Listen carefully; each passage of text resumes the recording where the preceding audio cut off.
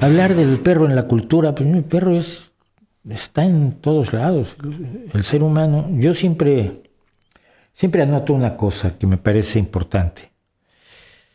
Mira, el ser humano o la interacción con el ser humano convirtió al lobo en perro, domesticó al lobo o generó la domesticación del lobo a través de que los más mansos, si nos atenemos en los experimentos de Belyaev con los zorros, que domesticó zorros, y los zorros se empezaron a comportar como perros, además de empezar a cambiar de color, adquiriendo colores parecidos a los mantos de nuestros perros comunes y corrientes, pero los zorros de Belyaev, que el experimento sigue, que se jugó la vida para hacerlo Belyaev, en momentos en que Lysenko decía que la genética mendeliana y darwinista no funcionaba, y es un experimento claramente mendeliano.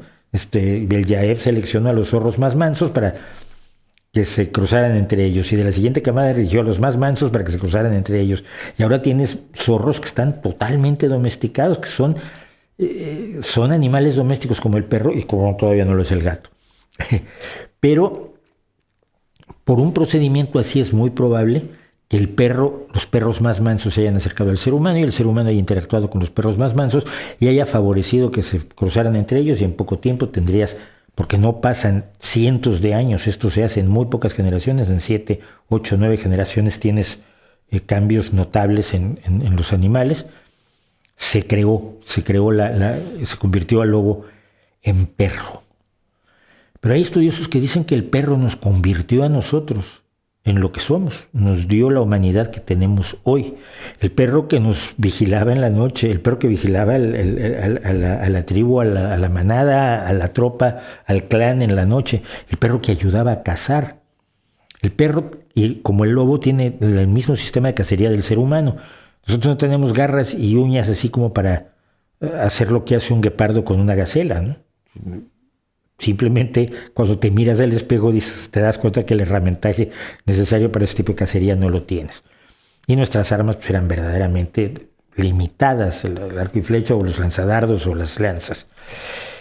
Pero el ser humano en lo que es campeón es en aguante. Nosotros podemos correr maratones que la mayoría de los animales no pueden correr. Entonces el ser humano cazaba por cansancio. Tú te ponías a perseguir un mamut y cuando te acercabas a él, lo picabas para que siguiera corriendo hasta que caía agotado.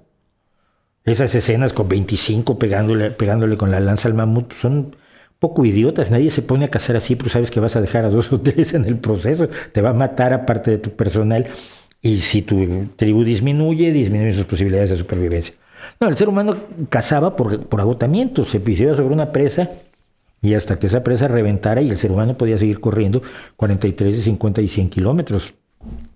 Somos probablemente el único animal que puede hacer hazañas como las del hombre de hierro. Y el perro tiene la capacidad de hacer lo mismo, pero un poco más rápido que nosotros.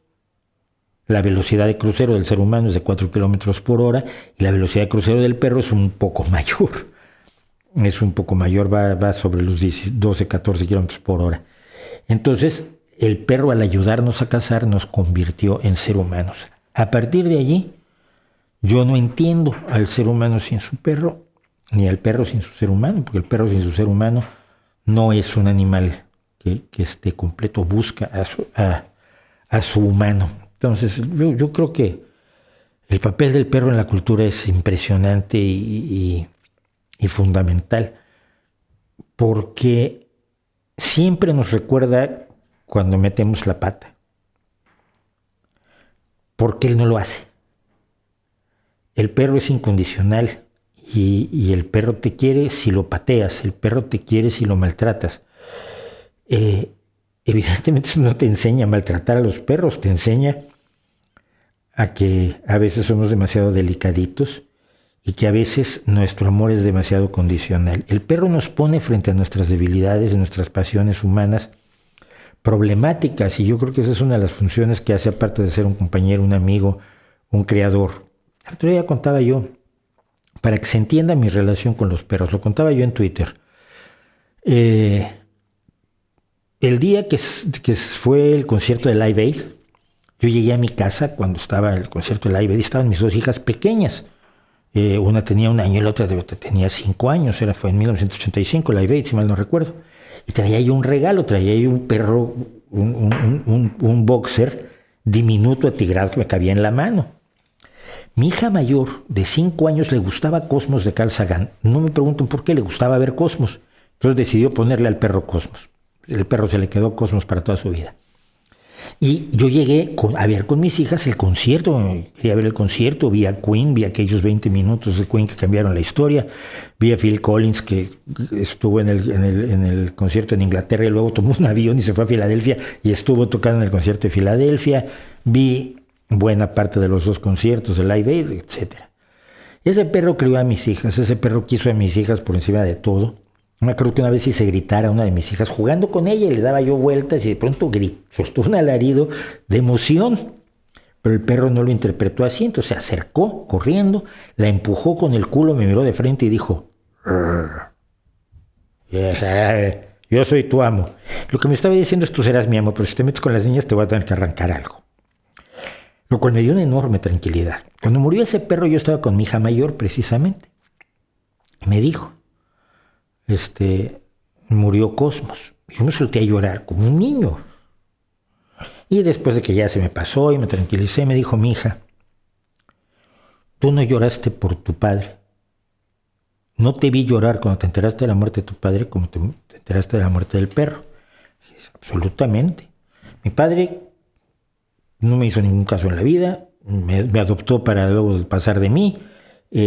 Lo único que le pedí cuando nacieron mis hijas fue que fuera su abuelo, ya que había sido un mal padre conmigo.